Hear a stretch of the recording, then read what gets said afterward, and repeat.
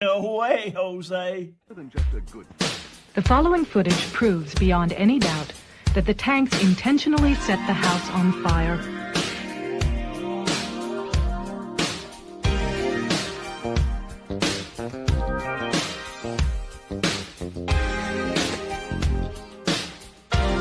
It proves that the Branch Davidians were murdered.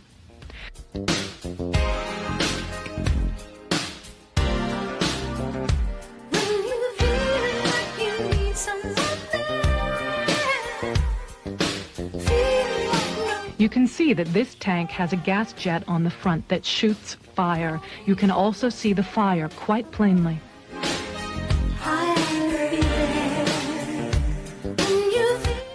The tank goes into the house twice, and each time as it backs out, the fire at the gas jets is plainly visible.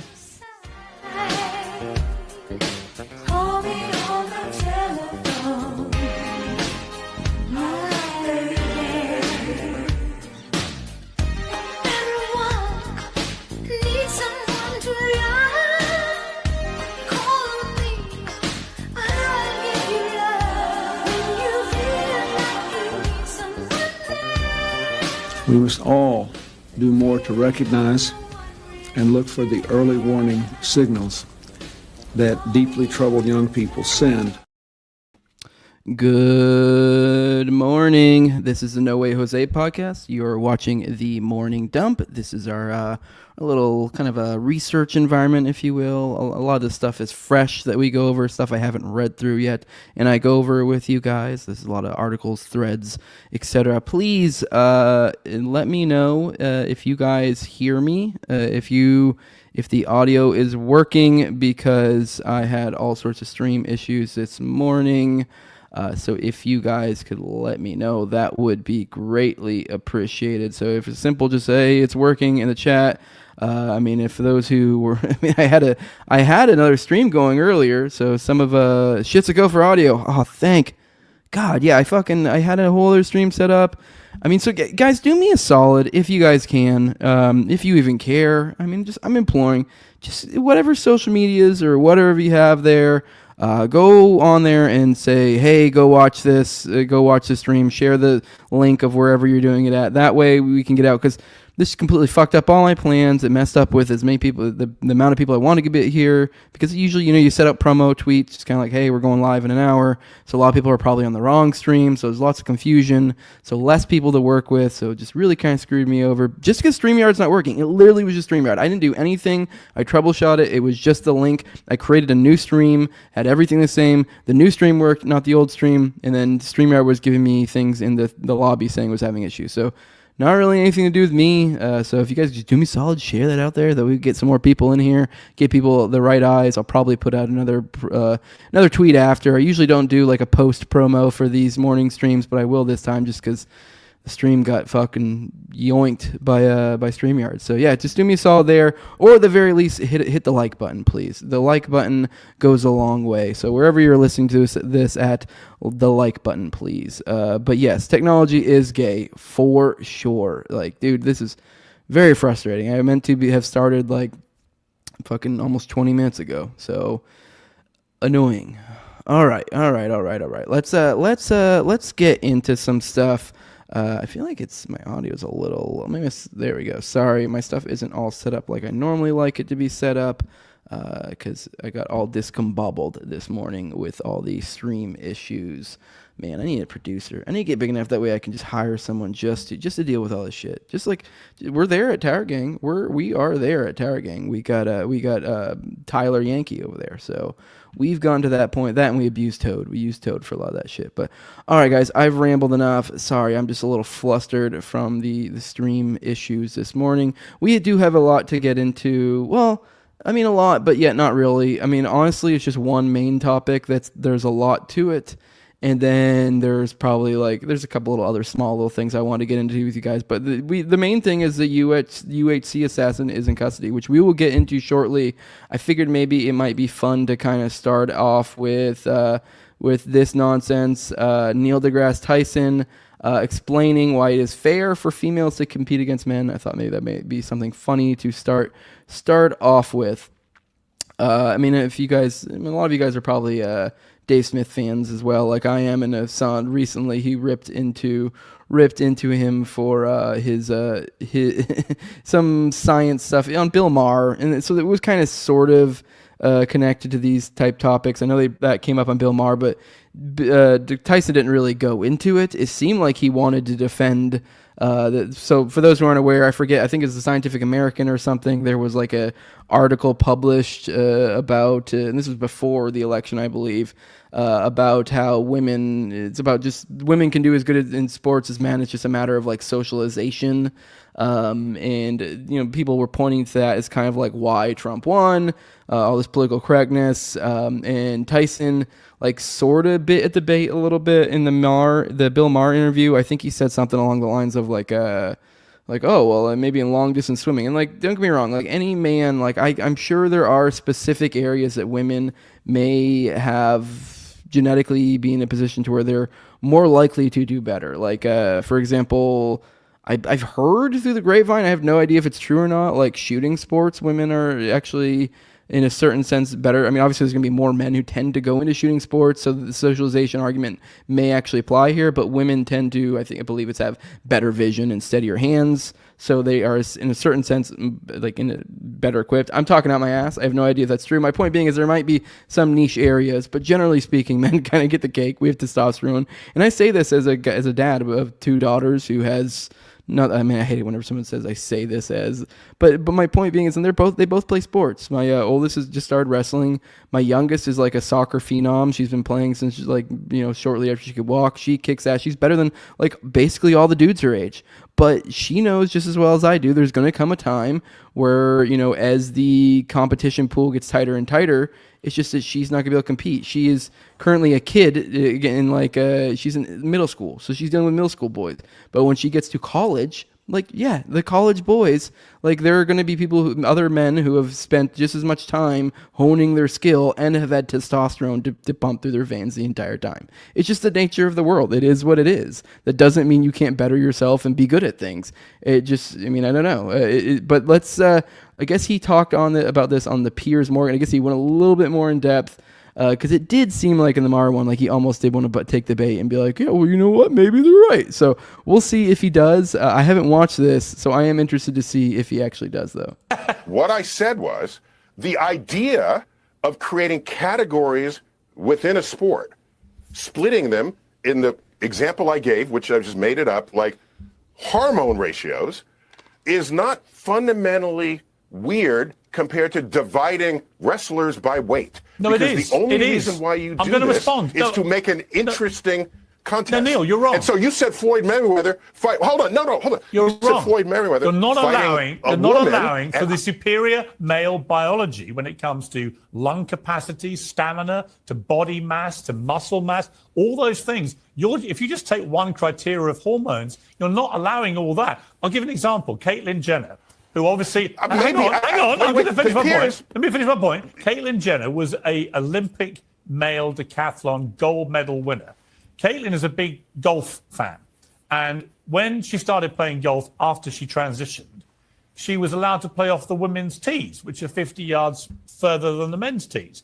And she quickly realized that she was still smashing it 300 yards down, and obviously was then beating all the women that she played. So she now plays back off the male tees because her biology is that of a man. And I feel that was the most honest way to deal with it. I also feel that if you want to have a separate category, have a trans category. Or have trans women compete against men, which is their biology. Isn't that the scientific way to resolve this? Oh, Piers is completely right here. I will say, though, the foundational premise that he's working with is the idea that it sounds like, obviously we're looking at a 1.5-minute snippet from whatever they're talking about. I don't know the context here or the larger argument being made, but I mean, Neil is, immediately off the jump making the case of why we should just not even have, have divisions based on sex. And I'm not I wouldn't be necessarily upset by that. It's not the worst thing, but you do need to realize that inherently is going to essentially keep women out of it. Cause it's just women would have to put in so much more effort to even be in a place to where they could compete with someone who has testosterone, coursing through their veins. In a certain sense, it's kind of similar to the argument of like, whether, people should be able to use steroids, which in a certain sense, I don't care. Like, people use steroids, but I mean, if you're going to have testing, it's kind of like you need to have testing, because if the people who are playing by the rules aren't getting that testosterone in, like because that's essentially all that steroids really are. If you think about it, they're mostly just different types of substances that your body changes into testosterone. And then you find ways to manipulate it so that your body doesn't convert that testosterone into estrogen or whatever. So you keep your estrogen levels fairly low and your testosterone high. That's the very, very basics of what steroids are. So there's a parallel to be had there. So if you're going to, it's kind of like either you do one extreme or the other. Like if you're going to compete like tested, non-tested, you actually need to test people. Because otherwise you have people that, if anyone actually tries to respect the rules, they're going to be very much a disadvantage. But I'm someone who's completely fine with them. But at the end of the day, though, these are private organizations, so it comes down to what they decide. Now, I would say it doesn't make sense to me that why you would put them into one, because at that point, let's be real. I mean, unless you're talking about some niche sport thing, like I talked about shooting, or I think he's mentioned long distance swimming, like it's going to be all dudes. So you're functionally just creating male teams, which whatever. So you're just basically getting rid of women's sports, which, okay, but let's be real. I think there's somewhere in the free market probably for women's sports. Now, they're not going to be making the same amount as men do typically, but I think there's somewhere in there for them. So at the end of the day, these are private organizations that should be able to make their own decisions anyways. I do think, though, they should be probably to some extent directed by reason. And you're just essentially, just admit what you're doing. You're like, hey, we're getting rid of the women's league. That's what you're doing. Like, but the women can compete in men's. Like, so you're getting rid of the women's league. That's what's happening here. All right, let's check in the chat, see what you all have to say. We got Piers Morgan's the voice of reason. That's frightening, right? Hormones are gay. Hormones are definitely not. Sup, guys. Sup. Hey, Doctor, you made it over here from the other one. So, yeah, we need an all-steroids league. Let the male trannies fight against gym bros. Yeah, I'm completely fine with that. But, I mean, I just think it wouldn't be... There's no way they'd ever like mix them together. It just is not. It wouldn't last long. Like, so, I mean, I don't think people want that. I mean, I guess it would be impressive to see some women who are able to compete in certain things. Like I said, my daughter plays soccer, and she's actually been for the longest time because she had been doing it since she was really little, and she got really into it and practiced a lot. But she got to the point where she was literally playing up an age group, and it was on the boys, because that's just how much time and effort she put into it. But she put in like way more than most boys put into it. So that's just, she kind of, and also the boys now aren't really at that age where testosterone's really a factor. Now, in like a few years, that's a different story. So she kind of managed to level the playing field at a point. She managed to push far ahead while the playing field was kind of low. So there is probably something to the socialization argument before puberty. But after that, it's like you're literally dealing with fucking hormones that determine whether you put on muscle or don't, or the extent to which you do it. So how'd you fix it? I literally, all I did was make a new stream. And nothing. I didn't do anything wrong. There's nothing I did wrong. That's why I tried to stay on the stream with you guys.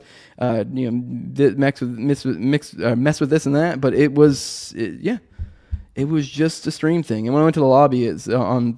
Sorry guys, this is inside baseball stuff. But this is my producer from Tower Gang. He's wanting to know for professional reasons.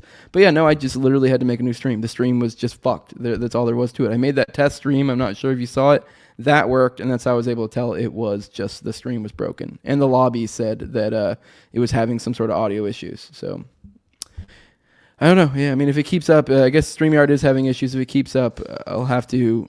Oh, you guys hear that beep? You guys hear that? Pro tip for people with cats. I don't know if you heard that beep or not. But a little pro tip for those with cats. They have these little mats that you can get. They're like almost little half circles. You get 2 or 3 of them, and they go completely around your Christmas tree. And you can set them up to just beep or to zap, and it will scare the shit out of the cats, and it will keep them away from it. So that beep you heard was one of the cats that strayed a little too close to the Christmas tree. So, all right. Sorry, guys. Enough inside baseball. I'm sure I'm boring the shit out of you guys. Let's get into a little bit of foreign policy until we get into the meat of the stuff that you guys are probably here for. All right. This is from Dissident Media. It says an Iranian official, Mohsen Rezai, warned that 11,000 ISIS fighters trained in a U.S.-run camp in northern Syria over the last 4 years may attack Mosul, Iraq, in the coming months. Would anyone be surprised? Now, I mean, I don't have an article or anything to verify this, but oh, there you go. Actually, there is. So if you want to go check that out, you can. Well, I'm not going to read through the article now, but you guys can. I just thought that was interesting, obviously, with the Syria stuff that went down. We have been training people, these rebels in Syria for a while, and it's not at all crazy that something like this would happen. If you're looking at what the Greater Israel Project would require, destabilizing Iraq, I feel like maybe, I'm talking a little bit about my butt here, but I don't know. I would assume Iraq's got a little bit more stabilized since we butt-fucked it like a decade or two ago. I think maybe they may want a little bit more destabilized. That way they can put in some buffer zones. I wouldn't be the least bit surprised. Or at the very least, this is just kind of one of those like, oh, things fell through. You didn't mean for it to happen, but they don't really care type deal. Either way, whether intended or not, the consequences of the meddling of the United States at the behest of Israel, this is the kind of the things that we're looking at. We created this problem, and now it's going to be running roughshod over this area. Surprise, surprise. Now we created a little haven, ironically, a little haven for terrorists over in Syria. And I guess so long as they're not attacking Israel, we're okay. You can kind of do whatever you want, is the impression that I've been getting. Now, is Trump going to do anything better here? I don't know. Let's find out. This is from Michael Tracy. This is more particularly in reference to Gaza. I don't like it. It's only 30 seconds. Sorry, guys. That seems like I am taking a little bit out of context. But let's see. He says, Trump is asked if he'll pressure Netanyahu to stop the war in Gaza. Yes, says Trump, but only after Israel achieves undefined victory. He then pivots to complaining about Holocaust deniers and October 7th deniers, which undefined victory could literally mean anything. That could mean greater Israel, depending on your perspective. All right, let's watch this. Are you going to pressure Prime Minister Netanyahu, with whom you have a very good relationship, to end the war in Gaza? Yeah, sure. And have you already started that process? I want him to end it, but you got to have a victory. People forget about October 7th. That was as violent. And you know what's happening? I noticed that a lot of people are saying, oh, it never really happened. That's like the Holocaust. You have Holocaust deniers. Now you have October 7th deniers, and it just happened. No, October 7th happened. And I've seen the pictures. What happened is horrible. All right. Well, once again, they're doing the same thing. Now we've got Trump has created October 7th deniers. This is where we're at now.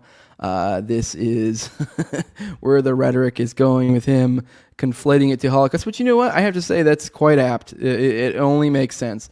I guess it really is just one of those ones where you're like, this was a matter of time that we would get this term, October 7th deniers, which ironically, the funny thing is like almost any Holocaust denier, quote unquote, you talk to is really just someone who's like, oh no, I just have a slightly more nuanced perspective on the matter than fucking whatever the current official narrative is. And the funny thing is, there are so many little tidbits about the Holocaust that are like, there are things that are commonly accepted facts among like historians or people who actually know it, like literal people who study the Holocaust.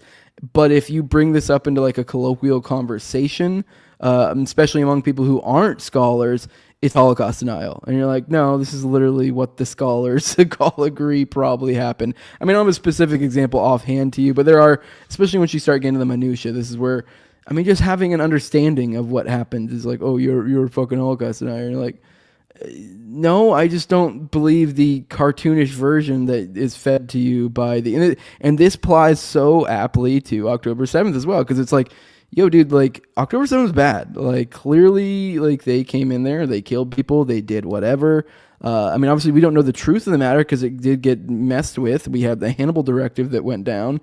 So it's like we don't know, like, really what happened. Like, we have a vague idea, but at the end of the day, like, the truth has been distorted where it's kind of, most people don't really know. I don't really know.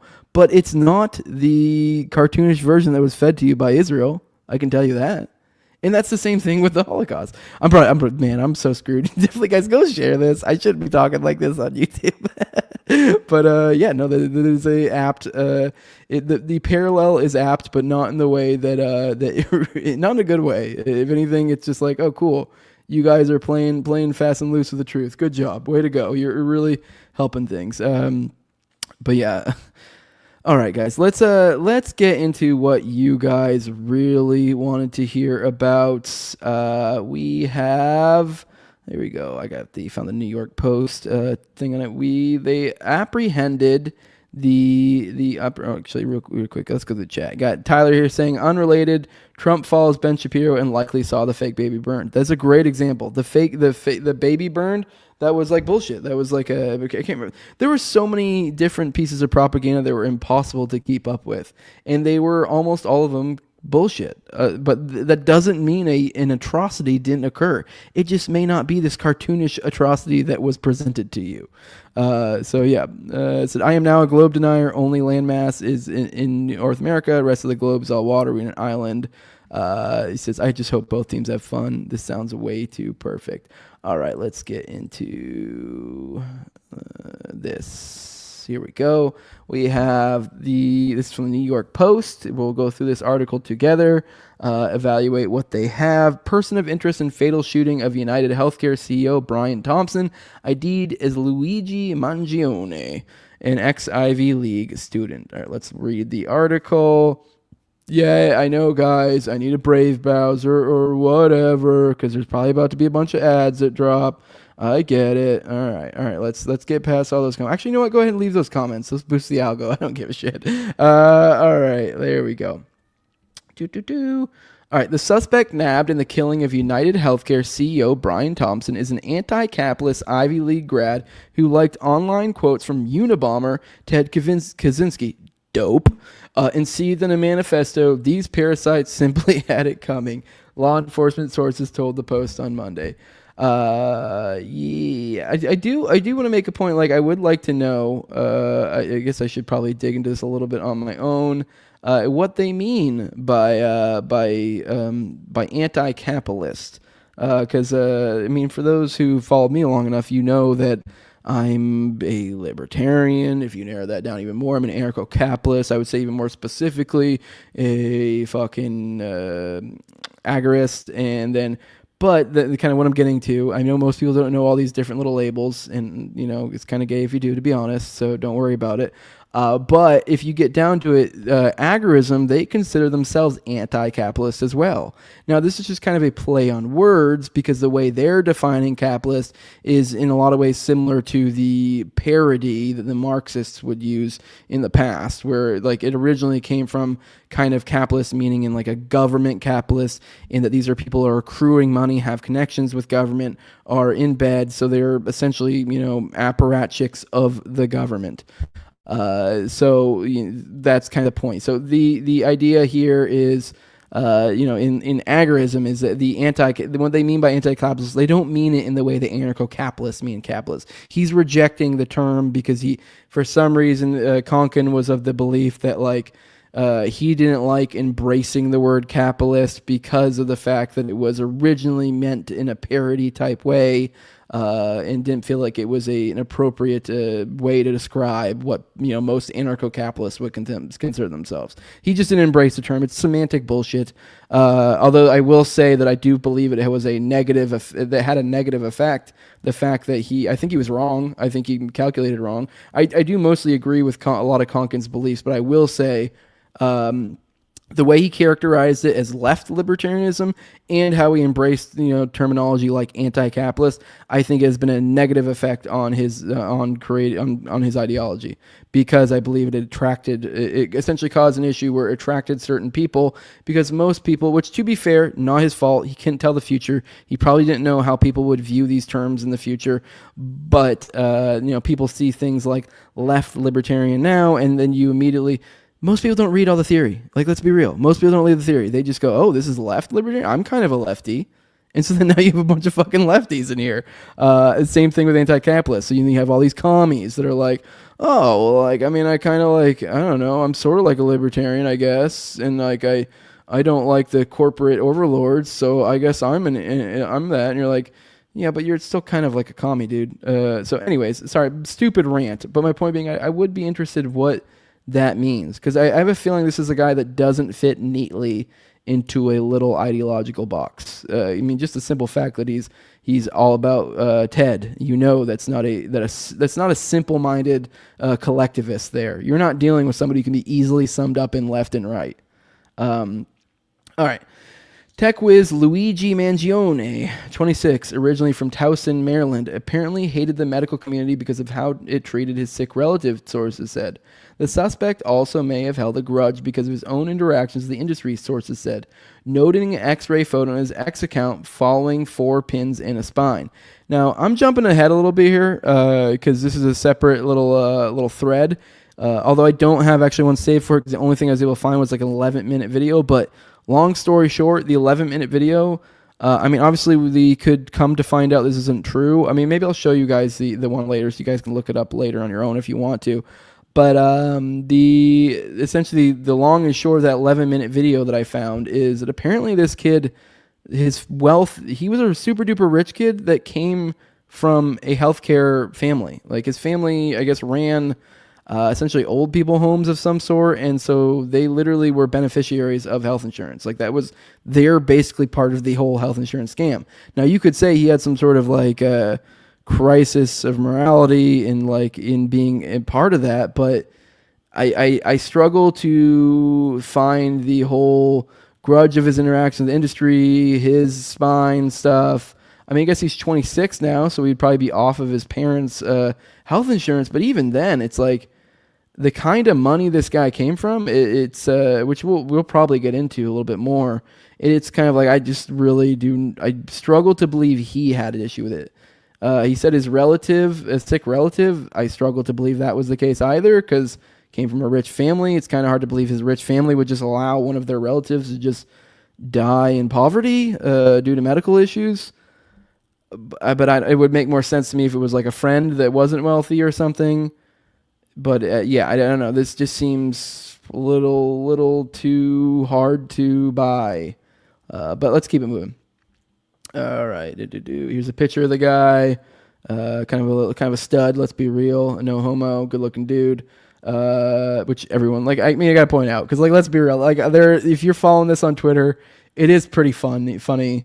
All the girls that are like horny posting and stuff over it. It's a funny story. I mean, he's a good looking dude, and he's kind of he legit is like a commie Batman, like I said the other day, assuming this is true. Now I still struggle to buy this narrative we're being fed. Maybe it's true.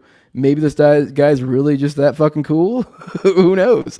All right, Mangione, who hails from a wealthy, well-known Maryland family with a cousin in the state legislature, also had 5 books, involving chronic back pain in his reading list on his Goodreads account.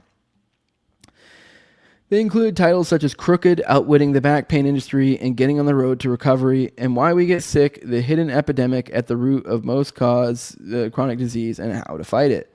They were added to his virtual bookshelf between May 2022 and February 2023. High school friends said they were shocked to learn that the one-time prep school valedictorian of a prep school, which maybe we'll get into that. If it's not in here, there's definitely some threads I have that go more into some of his background. And even more, that he may have been struggling, and even more stunned to learn of his bust tied to the Slay case. He was always doing the right thing, a former classmate told Fox News Digital.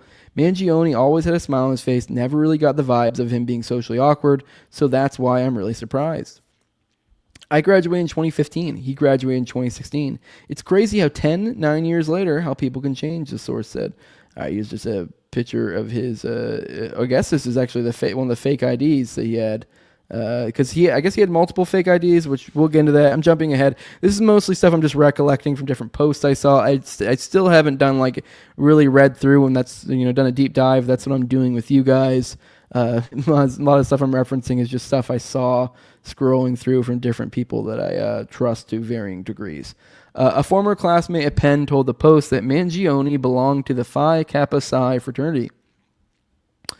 He was just a normal frat guy. He played beer pong. Some girls thought he was hot, the source said. An online Facebook chat called Penn Crushes tagged Mangione in May 2019, gushing, Hot damn, are you single? You make us engineers have hope. Mangione wrote back, despite all my best efforts, yup, still single. One of the surveillance photos put out by NYPD cops of the suspected killer days after Thompson's slaying showed him flashing a flirty grin with a clerk at the hostel where he was hiding out in Manhattan. Once again, this is something I've seen from little bits here and there, but take a mental note of that face and think about this. Just this photo. Supposedly, this is the photo that may be his downfall, which I'm getting a little bit ahead of it. But look at that, and let's keep moving. He's not a monster, pal wrote on Instagram of Mangione. I can't put into words on how worried I am for you right now, the friend said, apparently addressing Mangione. You have this story all upside down. The sources told Fox that Mangione seemed to disappear from friends' lives this past fall, worrying them. Mangione, who has not been charged in Thompson's slaying, was taken into custody Monday morning while eating in a McDonald's in Altoona, Pennsylvania. So he went from New York to Pennsylvania. It's been, a handful of days. He's made it to Pennsylvania. He was in a McDonald's. All right. His bust ended an intense manhunt sparked by the cold-blooded execution of Thompson outside a Manhattan hotel last week. All right, see what I mean? Look at that guy, dude. That dude's got fucking cum gutters. Like, let's be real. He's a stud. It's not gay to say that. Dude's a stud. All right. Like, let's be real. No homo. That's a cute dude. It makes sense he'd be a superhero, a commie superhero. I'm not endorsing this, but I'm also not upset about it, assuming this is legit. I have my doubts this is legit, that like this is actually some fucking commie Batman. I think there might be more to the story, but who knows? It just seems not likely. He was caught with a ghost gun that uses 9mm bullets, a silencer, a U.S. passport, 4 fake IDs with names used during the killer's stint in New York City, and the manifesto, sources said. So when he got caught at the McDonald's, he supposedly had all of these things on him. It's been something like 4 days at this point. And so he still had all this shit on him, which makes sense. Not really, but yeah. All right, let's check in with you guys real quick to see what you guys have to say. See if there's anything worthwhile in the meantime. Yeah, the majority of camp victims were starved to death and died of disease related to that. Ironically, the truth is worse than the fiction, but the fiction is more interesting.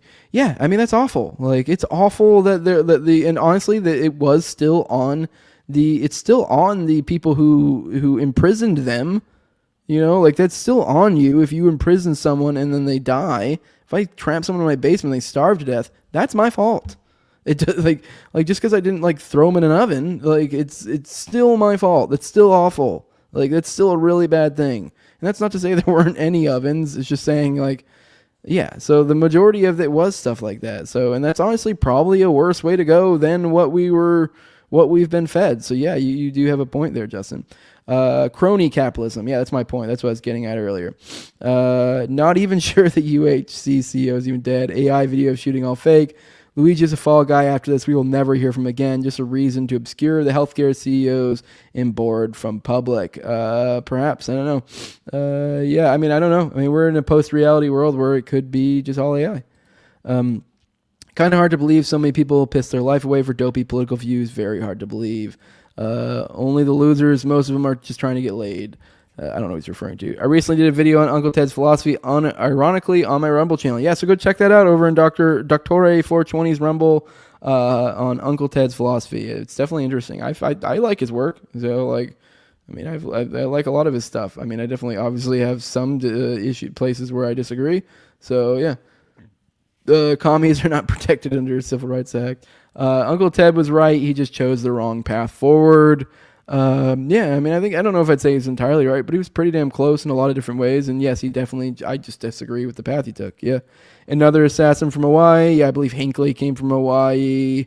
The Ralph came from Hawaii. I think there's another one I'm missing. So yeah, this guy came from Hawaii. This all sounds like a perfect color, says Alan Mofo. Yeah, it definitely does. All the puzzles pieces line up. We're done here, boys. Wrap it up. It was Catcher in the Rye on the list. Yeah, right. If he had Catcher in the Rye, I'd be like, dude, come on, get the fuck out of here. Yeah, one of the highest prep and prep schools in Maryland. Yep, for sure. That's what we're gonna get into a bit. Like, it was something in the realm of like 30,000 plus a year, and he was the valedictorian of it. So like, I mean, I'm not saying he was MK Ultra or like or groomed to be a Fed or anything, but it's like if he was, would he look any differently? I don't know. Obviously there also are just normal people who do graduate at the top of their class in like, prestigious areas, but it also is just kind of like, it also kind of is the perfect, lines exactly up with that too. So, couldn't help bothering women that got him pinched. Yeah. Which that's the thing. I guess supposedly he was identified by that photo. That's why I told you guys about that. Like he was supposedly found elsewhere, identified by that photo. I heard somewhere, maybe we'll see in the article that he was in the same clothes. So we'll find out if that was the case. I'm not sure. So yeah. Let me see what else we got. And of course, a manifesto. Yeah, I was going to read a manifesto on here today. I saw one going around, but I've heard... but that would just kind of it literally went up online yesterday. It just kind of showed up on Substack. It's like a couple pages long, or I forget, but there's a lot. I did a really cursory look into it, and I didn't read the article thing, but a lot of the what seemed like reputable people were saying that it looked like it was a fake, like somebody made it essentially, which makes sense. This guy's name's out there.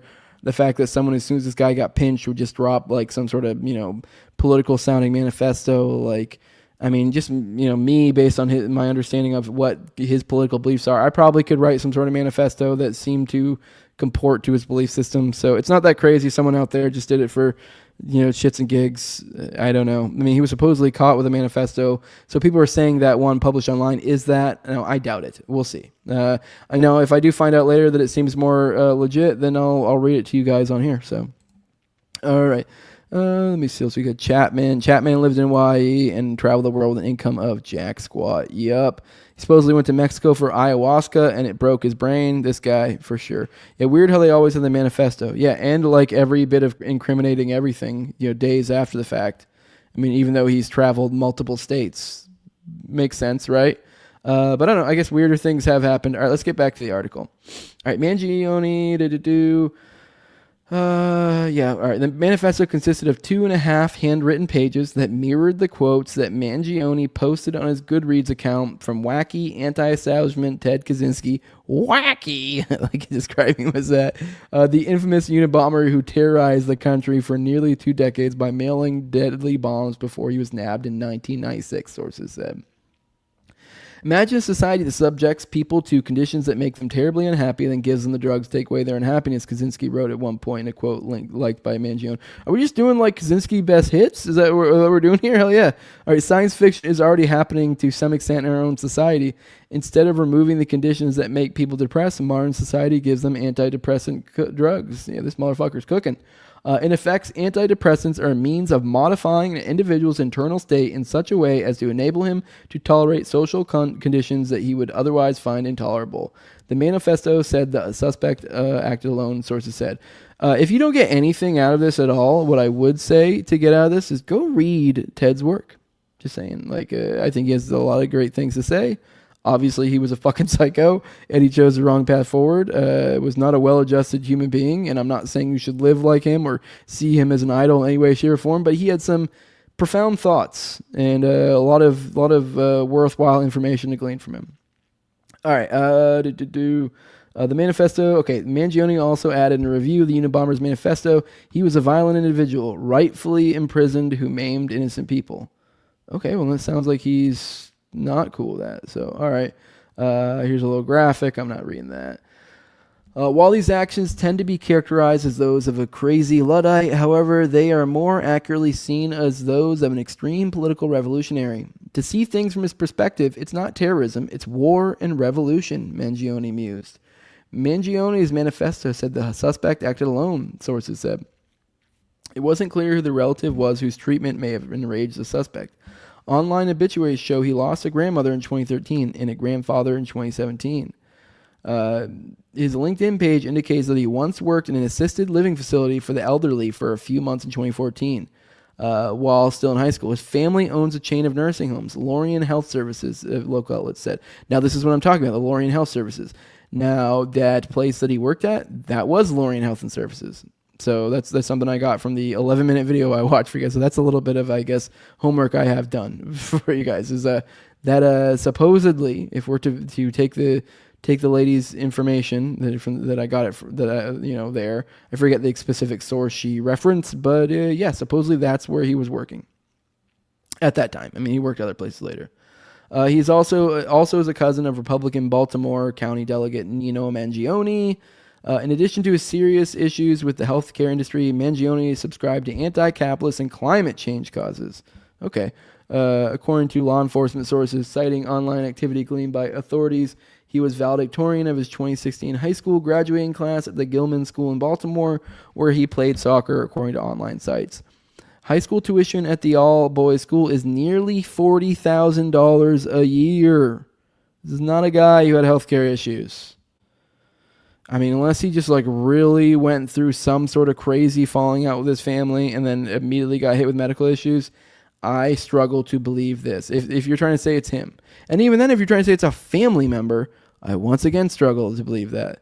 If his family is in a point where they can afford to send their child to a school for $40,000 a year, but they can't help to take care of what may be implied to be a grandma or a grandpa, which I guess would likely be one of the parents, I struggle to believe that. Yeah. All right, we recently became aware that the person arrested in connection with the killing of the United Healthcare CEO is a Gilman alumnus, Luigi Mangione, class of 2016. The school's leader, Henry Smythe, wrote in a letter to the community and obtained by local TV 11. We do not have any information other than what is being reported in the news. This is deeply distressing news on top of an already awful situation. Our hearts go out to everyone affected. Mangione said at the time of graduation that he planned to seek a degree in artificial intelligence focused on the areas of computer science and cognitive science at the University of Pennsylvania, according to an interview with the Baltimore Fishbowl. Ooh, cognitive science. Wasn't that, God, what is his name? Buck. Sorry, that's really, really unprofessional to just throw expletives out there like that. But, yeah, no, I believe that is, I can't remember his name. There was the one school shooter a while ago.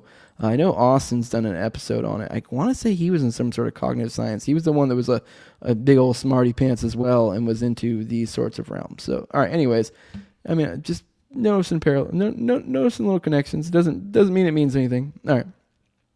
The tech hotshot graduated cum laude from the private Ivy League institution in Philadelphia with a Bachelor of Science in Engineering, Computer and Information Science in 2020, according to his LinkedIn profile. He also completed a Master's of Science in Engineering, Computer and Information Science at the University of Pennsylvania, his profile states. His LinkedIn suggests he's a data engineer at a car company based in California, although he lists his current home as Honolulu, Hawaii. He once was cited for trespassing on the beach in Hawaii, the New York Times reported, but has no other apparent criminal history. The state of the country's government and economy were apparently in his mind for years. He reposted a Wall Street Journal article on Facebook in 2019 titled "Obstacle to Deficit Cutting: A Nation on Entitlements." Okay, this dude's about it. He probably would be a good guy to shoot the shit with. His Facebook account, which did not have any recent postings, says he's the co-founder of AppRoar Studios, which describes itself as an app development startup founded to provide the simplest and most engaging gaming experience. While at Penn, Mangione appeared in an article in a student publication that praised him for starting up a student-run video game development club. The club is now known as the University of Pennsylvania Game Research and Development Environment. All right, this was, let me see, I didn't tell you guys who wrote it, so I'm gonna be nice here. Let me see, this was by Joe Marino and Kate Sheehy. This is from the New York Post. Let me check in with you guys, see what you guys have to say, and we'll keep it moving. Let me see.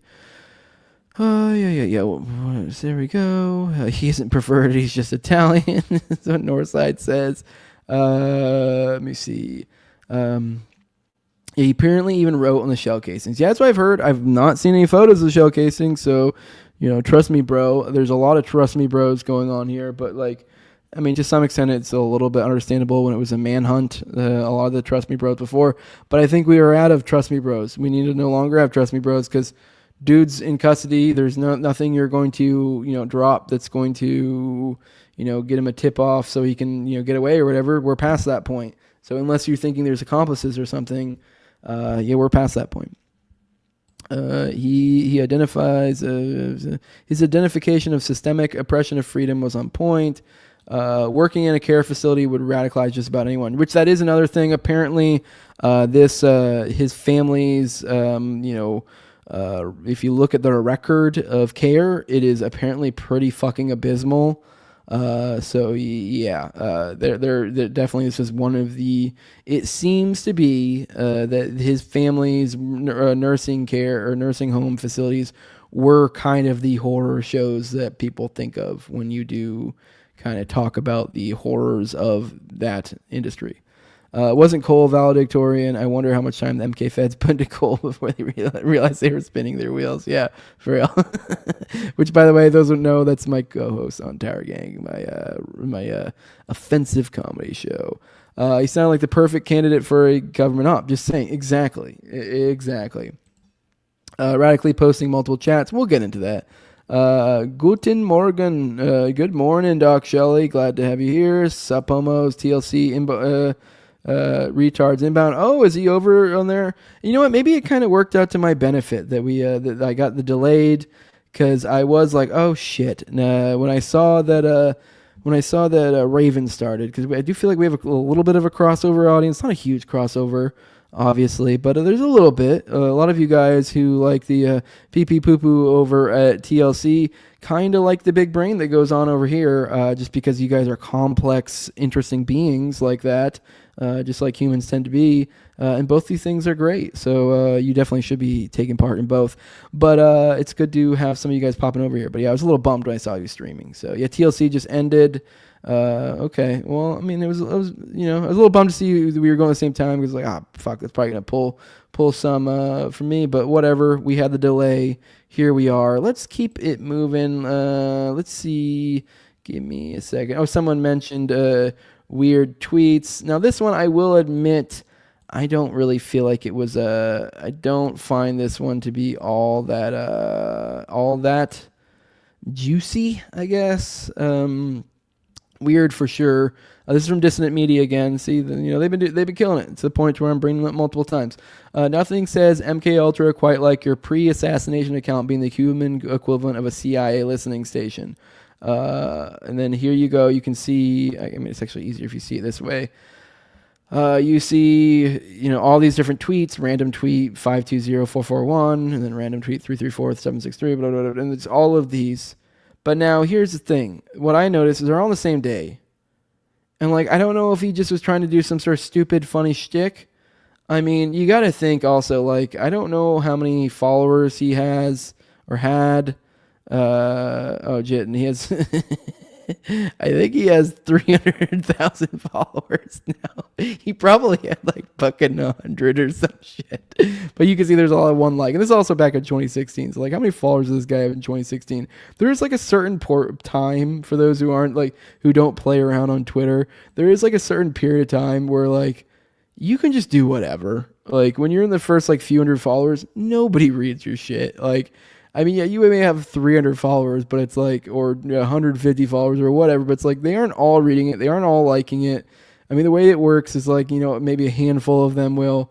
So you just doing stupid stuff. He may just been like trying to goof around. It's a weird goof, but he's a weird dude. So I don't know. I mean, it also could be some sort of weird CIA shit. I don't know. He's a tech guy.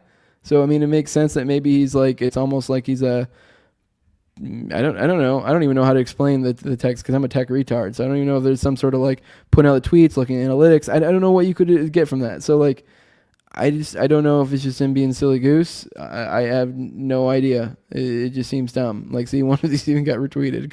Some of these got retweeted. Actually, I bet you it's because one of these got taken, people were finding it. But yeah, I don't know. So yeah, not one word about Trump, Harris, or Biden. In fact, very little at all about politics from this account. That's weird. But then again, like when I scrolled on it, I mean, I don't know if this is his one I saw right up here. I don't know if this actually is his tweet. Or if I mean, there wasn't much on here really. I mean, he wasn't someone who was like terminally online. It's not like he had a podcast or something like I do and needs to interact with the audience. Like, he wasn't super duper on there. So, I mean, it was a little weird that he wouldn't use Twitter for political outlet if this guy was supposedly an extremist of some sort, because like this is kind of usually how that works. If you have political thoughts, you try to find a community to talk to about it. Like, it's kind of weird that he would just remain isolated all alone and not share any of his thoughts on things. You know what I mean? So I don't know. Yeah. Let me see. That makes sense. The gay fans like Raven more. Overlapping retards. Yeah. The aliases are also red flag. Yeah. The 4 different, the fake, all the fake things. Yeah. That is just an Italian running a numbers game in his senior year of high school. Yeah, dude, that guy, that's probably how much Poon he crushed for sure, dude. Look at that guy. Oh, he's killing it. I heard that he set up a bot to a random number generator, but that's Twitter talk. Yeah, see, I don't know. Like, he literally could just been like, hey, if I just set up that and just do it over and over again, it's just kind of maybe he's trying to test the algorithm, see what hits, see if, I have no idea. It just is dumb. He had a numbers station radio chip and planted in his tooth. Just appear. All right, there we go. All right, let's see what else we got. Let's go through this. Ian Smith shared this. This is a good way to kind of encapsulate kind of where I'm at. Not everything is a conspiracy. Yes, the wealthy 130 plus IQ Ivy Leaguer meticulously plotted a high profile broad daylight assassination of the CEO of the country's largest healthcare provider with a homemade ghost gun equipped with a silencer, only to evade being caught all the way through New York City to be found a week later, less than a few hours away at a McDonald's, where he sat casually until the cops arrived, while also still in possession of the only things that could prove his guilt beyond a doubt. The ghost gun is manifested on the same clothes he wore the day of the murder. Also, passports survived planes crashing into buildings. The Vegas shooter was a lone gunman, and your government only lies to you sometimes. This is that's kind of where I'm at. I mean, I know other people. I mean, let me see. Oh, geez, sorry. Let me see. I have accidentally. You guys probably know why I just said, "Oh my God!" I accidentally played. I swapped to a tab and accidentally played the video. I have. Sorry, looking for. Damn it! All right. Well, I guess I didn't save that one. I had earlier. I had one from Richard. Oh, actually, no. Here we go.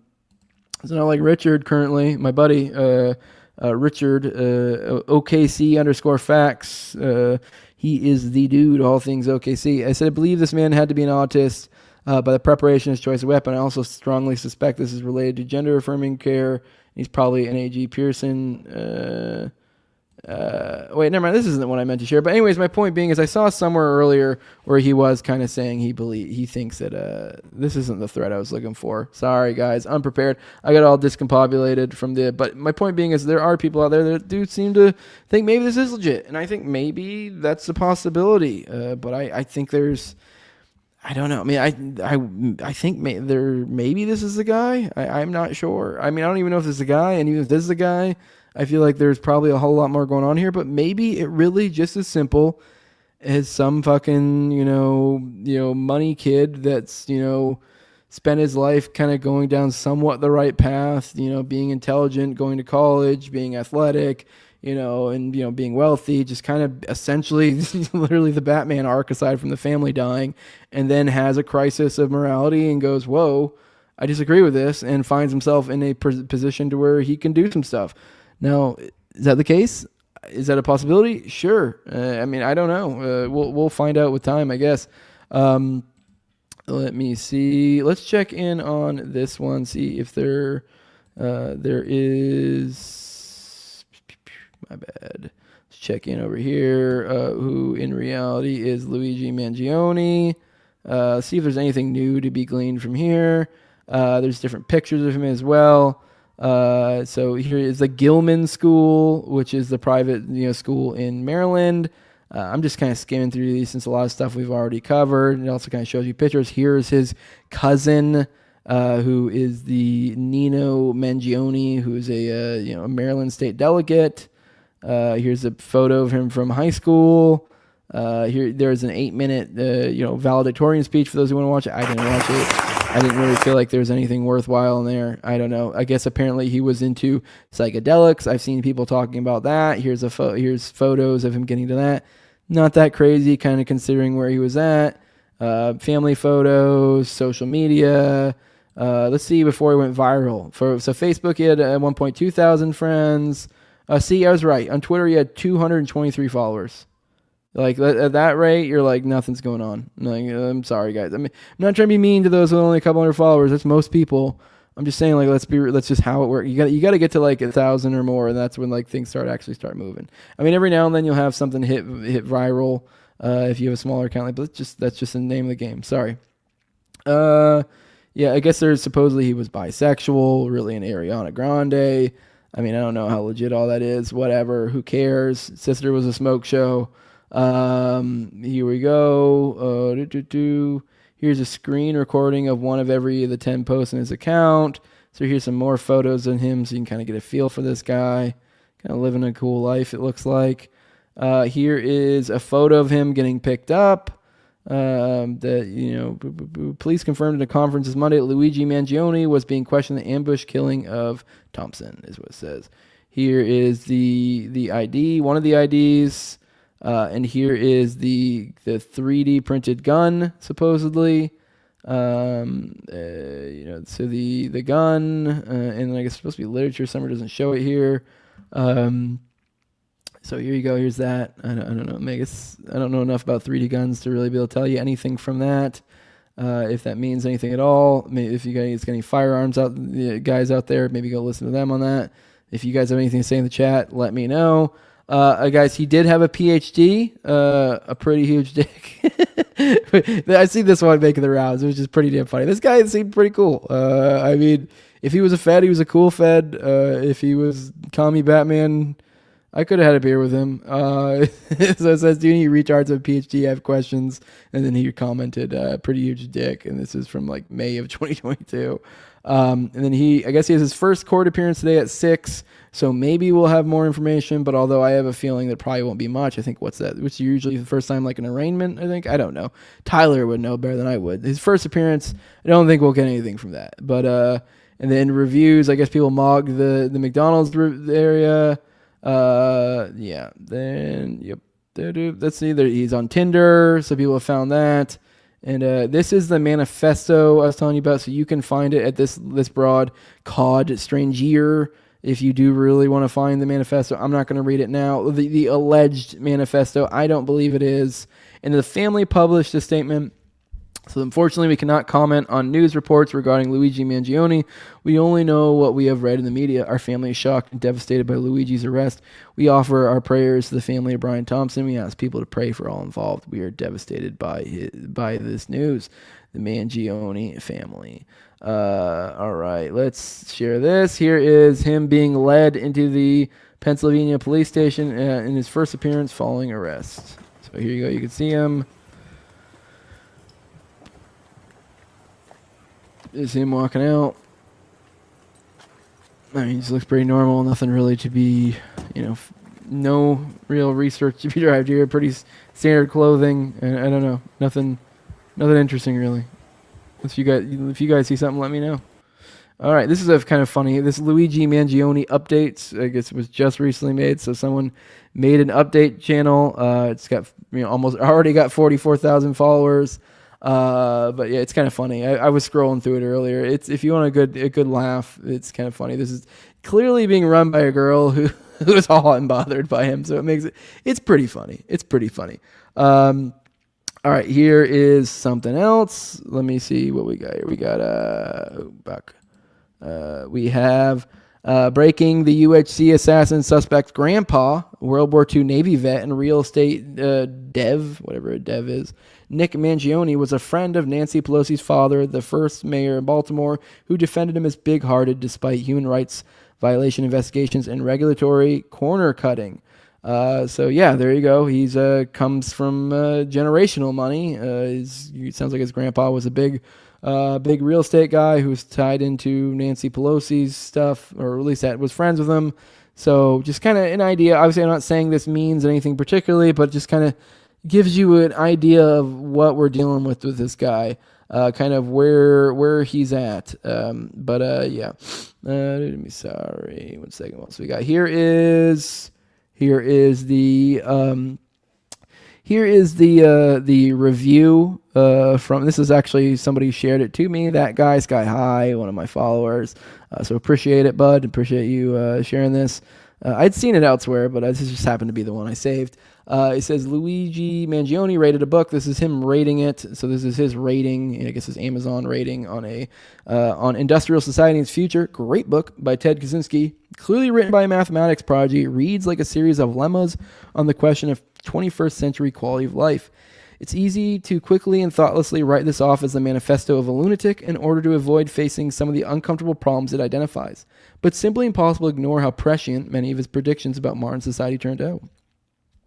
He was a violent individual, rightfully imprisoned, who maimed innocent people. While these actions tend to be characterized as those of a crazy Luddite, however, they are more accurately seen as those of an extreme political revolutionary. A take I found online that I think is interesting. Second.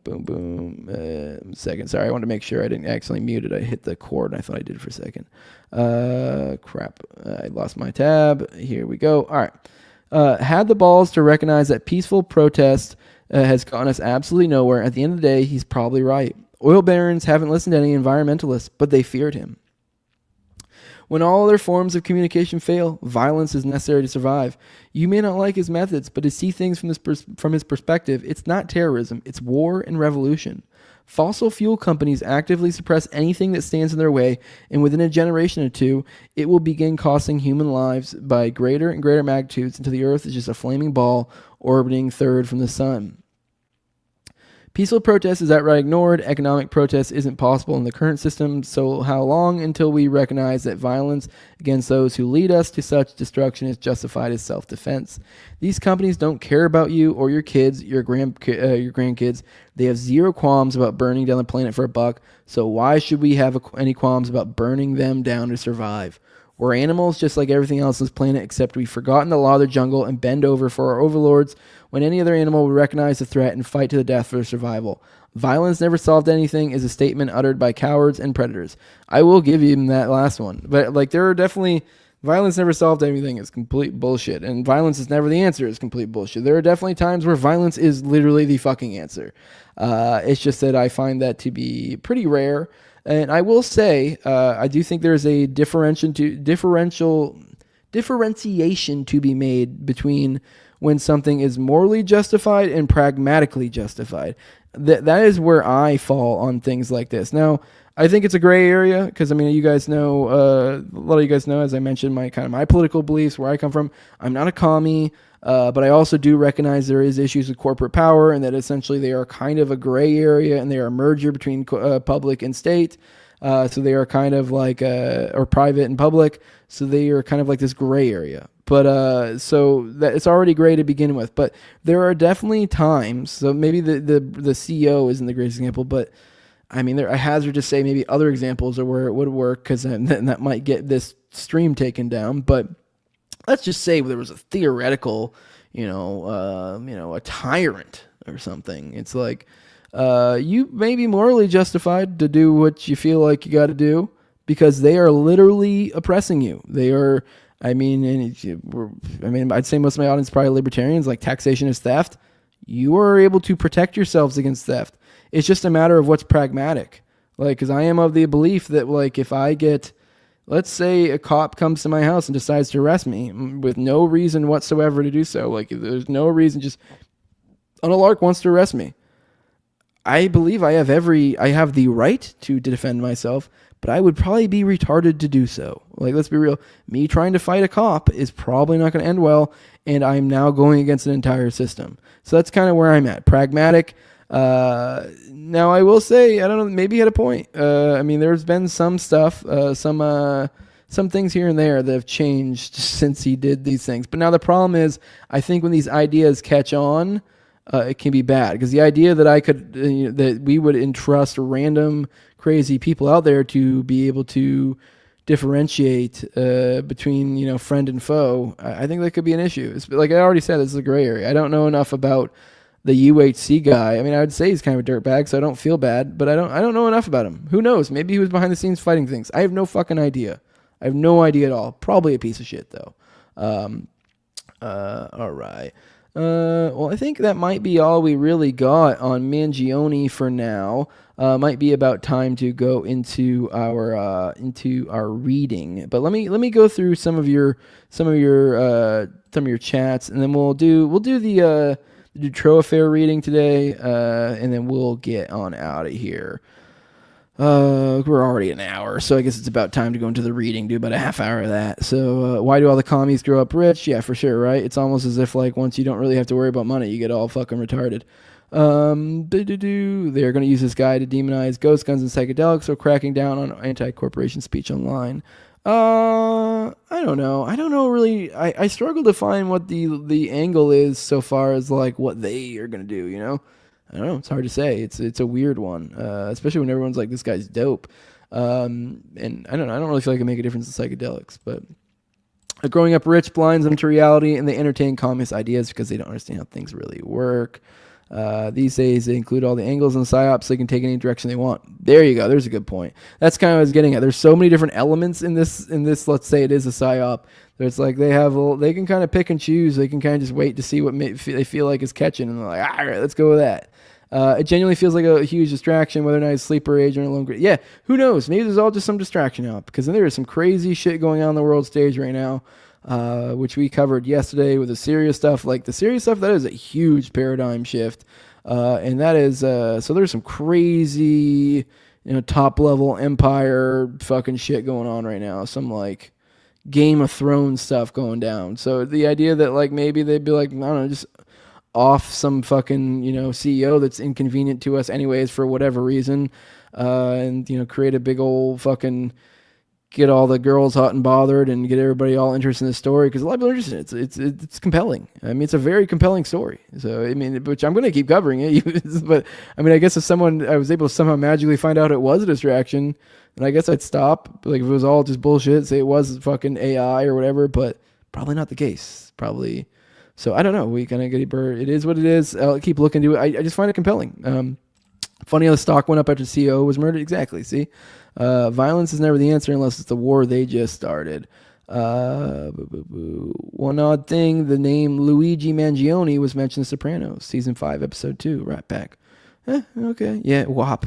WAP confirmed. All right, guys. Well, let's. I do want to. I think I gave the disclaimer on the other show, but on the other stream that got nuked. But this once again a disclaimer for you guys out there. I do want to let you know that if you haven't been sticking around for these Dutroux affair readings, and if you just are planning on doing so now, or this is your first time popping in or whatever, this stuff is pretty graphic. Which I'm trying to change words and here and there, and there have even been some stuff I just haven't had the heart to read because it's just like gross. I don't want to say that, but it is pretty disturbing stuff. So I will let you guys know that the Dutroux affair, that's essentially the Dutroux, essentially the Epstein of some sorts, like an Epstein-like occurrence that happened in Belgium.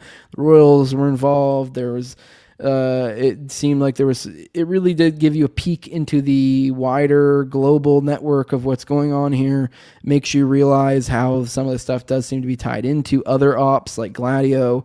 So that's kind of why this matters. Someone asked, like, why the fuck are you doing this? Why are you like reading us this awful stuff from this, this Belgium affair? It's like, well, I think it provides insight, and so I'm getting schooled up on it by going this deep dive, and I'm bringing you guys along with me. So, all right, guys, let's bring on over there. Last time we covered the first two the first two murders that the X one, which was the first witness in the X dossier, the people that she claimed to have known of, and so we went into two of them yesterday. We're gonna go into 2 of them today because there's 4 in all. And then in those, these are the ones that like they have different things in there that seem to realize like, oh shit, like she was probably telling the truth because this her information matches up with X, Y, and Z. So that's what we're doing here. So you guys are caught up on that. So all right, let's get into that. All right, Christine Van Hees. So this is one of the people she She claimed to know their death. The 16-year-old Christine Van Hees was found tortured to death, to unalive. Sorry, this is my changing the words I'm talking about. February 13th, 1984, after an emergency fire response to an old champignon factory. The murder had been surrounded by mystery from day one, and those that largely contributed to that, directly or indirectly, include John Claude Van Espen. Sorry, guys, I'm getting a little gassy. Guy Collignon, Baudon Dernicourt, Didier de Quevy, and Jean-Paul Dumont. A group of punks is implicated, but no evidence was found, only false leads. Over a decade later, on October 25th, 1996, X1 mentioned a number of girls that she had witnessed being unalived. Among these names was a Christine. Because of the details X1 provided, Debates and Hupez began to think about la crime de la Champagnole. I don't know what the fuck that means. All right, and there's a picture of Christine Van Hees there. According to X1, Christine had met with Nihul in October 1983 and somehow began a relationship with him. After a while, Christine began to figure out that Nihul was a pretty bad guy, but was afraid to speak about him to her parents. She feared that Nihul and his friends might hurt her or possibly her parents. Also, Nihul had persuaded Christine to have carnal relations, maybe be a way to put it, with X1 and participate in those type of relations with lots of people. She was afraid that her parents wouldn't understand. Of course they wouldn't understand. They would hopefully be horrified. Against all protocols of the network, X1 encouraged Christine to try and speak with her parents. X1 briefly mentioned her advice to... I guess this is after the fact she's talking to it. So it wasn't like I was saying that like this was before she engaged with it. She didn't tell her parents. She just means like after the fact. So it's something she kept to herself. All right, against all protocols on the network, X1 encouraged Christine to try and speak with her parents. X1, actually, this is while they were still in the network, I guess. X1 briefly mentioned her advice to Christine, to Meek, another girl from the network who unfortunately became so afraid of reprisals that she informed Nihul and Tony about X1's descent. As a result, that X1 and Christine were taken to the abandoned champignon factory where Christine was unalived. So I'm guessing that was to send a message to X1 to shut the fuck up. Whole documentaries can be made about just the X1 Christine Van Hees aspect of the X dossiers. Keep things relatively short. Below is a quick summary of facts which indicate that X1 spoke the truth about Christine Van Hees and her murder. These facts have mainly been discussed in the De Morgan newspaper, the 1999 book The X Dossiers, and the 2003 Zembla X Dossiers documentaries. X1 had stated that Dutroux, who she described as a bit of an outsider, was present at the unaliving of Christine. Research showed that in early 1980s, Mark Dutroux and Bernard Weinstein visited the same skating rink as Christine Van Hees. According to Michelle Martin, Dutroux went there alone since 1983 to make it easier for him to seduce girls. Just before her death, it is known that Christine had a date with Mark, who could well have been Mark Dutroux. However, no conclusive research has been carried out. Additionally, Natalie Gernhardt, a friend of Christine who lived in the same street as her, recognized Mark Dutroux on two old pictures from the early 1980s as someone who she had seen in the company of Christine. Natalie explained that in the days before her kidnapping, Christine had become extremely scared of someone or something. When she would leave Natalie's house, Christine would ask Natalie to accompany her to her house or ask her to stay at the door until she was inside. The night before the unaliving, Natalie noticed a suspicious black car in front of Christine's house from 2330 to 1300. A man, that's 11:30 at night till 1 in the afternoon. A man had been sitting behind the wheel the whole time. Nothing was done with Natalie's testimony. According to X1, Christine had met Nihul in October 1983 and begun a relationship with him. Friends of Christine later testified that she had begun to act different the first time in October 1983. Also, Christine often went to the swimming bath of Etterbeek. One floor above the swimming bath, the radio show of Michel Nihul was located. Nihul had already been very active in Etterbeek through the Dolo. Coincidentally, during the investigation into Christine's murder, an anonymous tip came in that the Dolo in Etterbeek was the key to solving the Christine Van Hees unaliving. No investigation was carried out. In fact, somehow the investigators, headed by Van Espen, managed to write down that the tip was about Cafe Chez Dolores instead of the Dolo. In late 1984, Fabian Kirby, a friend of Christine Van Hees in her final months, gave a testimony that would not be incompatible with the one of X1 12 years later. Sorry, I said that weird. That would not be incompatible. So it would be compatible. Okay. All right. That was weirdly worded. According to Fabienne, Christine had told her how she had ended up in a dangerous group of people involved in doing stuff in groups and apparently sadism. February 20th, 1984, Fabian Kirby, anonymous at the time, to the judicial police, we got to know each other in October 1983. Over time, our discussions became more and more intimate. Christine told such unbelievable stories that I slowly became convinced that she made things up. She told me that she had gotten to know a group of people. She regularly saw them at an abandoned house close to her house. She regularly saw these people in the months October and November 1983. These people were older than Christine. She explained to me that meetings were held in that house to which a road led that about nobody knew. Other girls were in the group. Sometimes she said she went alone to the house to write her diary. Christine never spoke about this with girls from her school class. I was bewildered when she told me what happened there. She told me that if she ever spoke about this with her parents or brothers, her so-called friends would unalive her and burn down the house. She told in the group, free love is practiced. She told me that this group attracted and frightened her at the same time. In early 1984, I noticed that Christine had changed a lot. She had lost weight, was paler, and in any case took less care of herself. She said she wanted to blow up all bridges because very bad things had happened. I noticed that she had bruises and a cigarette burn on her arm. She then explained that it started as a game, that those games had started slowly, but then became violent. Christine had come into conflict with one of the other girls in the other group. She felt very much attracted to a member of the gang. She told me that it was possible to feel attracted to a man without really loving him. She true wanted from school. About her friends, she said, they are pigs, but I feel good with them. She said to me, once you end up in that milieu, you never got out. It was of little use, she said, to talk about it with someone because no one would believe her. Kirby explained that she had undergone an abortion during the time that she knew Christine. The father would have been a member of the Dutroux family and a full cousin of the now well-known PDF file, Patrick Desrochette, a law clerk of examining magistrate Jan-Claude Van Espen, who headed the investigation into Christine Van Hees, married into the Desrochette family and was tied to the kidnapping and unaliving of Lubna Benessa. Okay, well, geez. So there's this law clerk that married into who married into the investigation, or who had the investigation. Okay. All right, well, that's a lot going on there. All right. It is known that a woman named Natalie Perignon phoned up Fabienne during the Dutroux and ex-witness investigation. Coincidentally, Perignon had been present with 3 men in a black car observing the Champagnon factory where Christine had been murdered, the week before. All 4 individuals in the car worked at Nihul's Radio Activite and personally knew Nihul.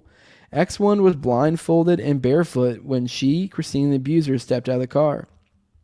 Before entering the compound, she felt a lot of gravel under her feet. It is correct that in 1984 there was gravel all over the place.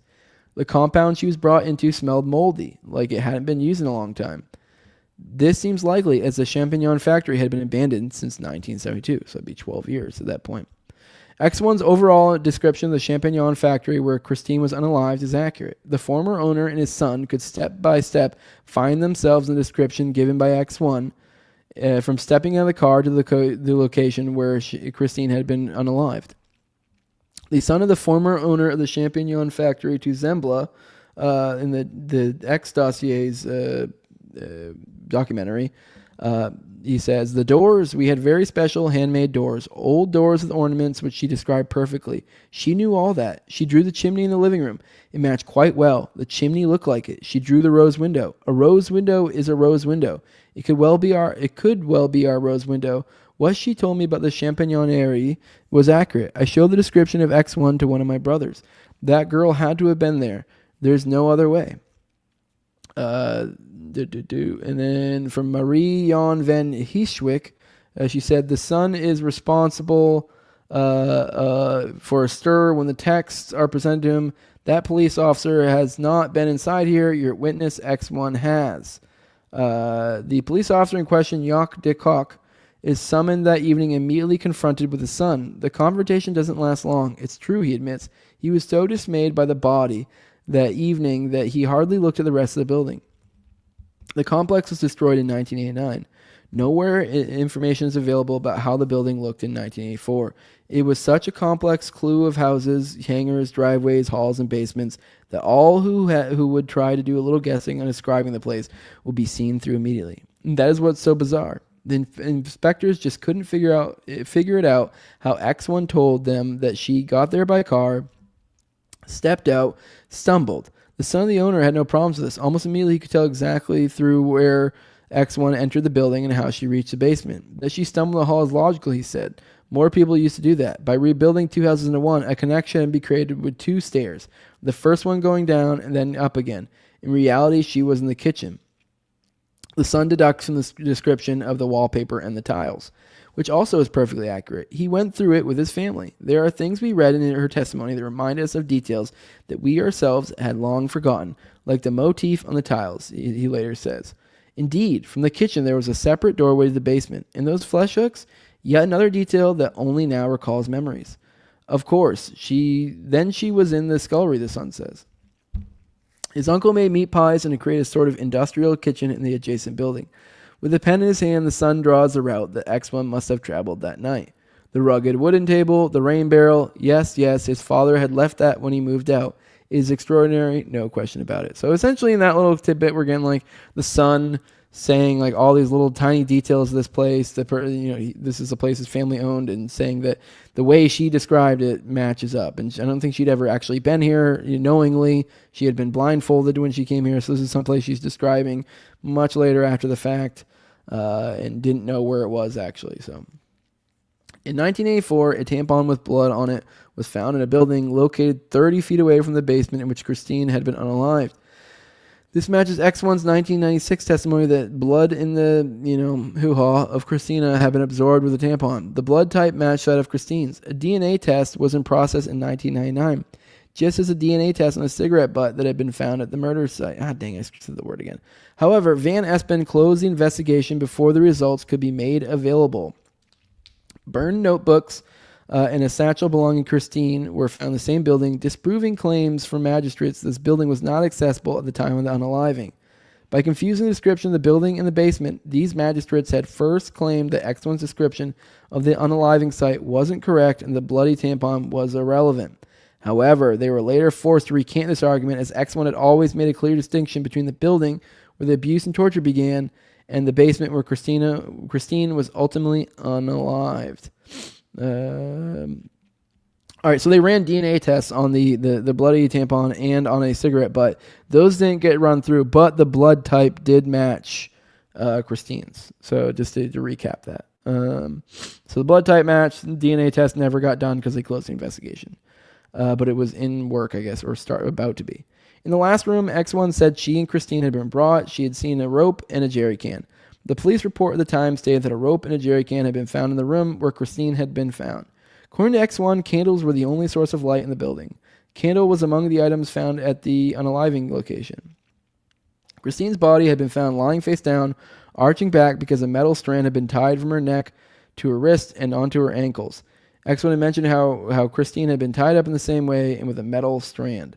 According to X1, Christine was set on a fire while lying tied up on the ground. The autopsy report of Christine Van Hees showed that her body had been burned to such a degree that it was hard to tell her gender.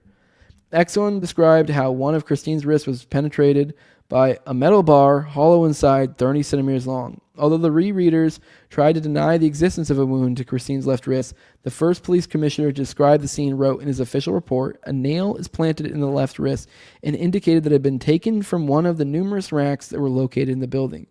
Reading the testimony of X1, the former owner and his family also merely thought about the racks and estimated the length of these hollow tubes as at 30 or 40 centimeters. The nails in these racks were thin hollow tubes, which at one time supported the shelves with growing mushrooms. Investigators and magistrates tried to spin the story by claiming that X1 had spoken about a crucifixion and specifically a nail. Earlier, they had tried to claim that no object had penetrated the wrist of Christine. However, they could not convince the officer who had found the body of Christine to change his initial 1984 report. According to X1, Michelle Vander Else was the one who beat the nail-like object through Christine's wrist with a hammer. A hammer was found at the location where Christine had been unalived. The girl X1 talked about having been murdered, or unalived. Dang it, I keep doing that. Was unalived was Chrissy, full name Christine. She gave this name and details about the unaliving before debates, and the team can match it with the Christine Van Heese's unaliving. Coincidentally, all their details also match the story of X1. One wonders how Jean-Claude Van Espen and his aides were able to conclude that X1 could never have been present at the unaliving of Christine.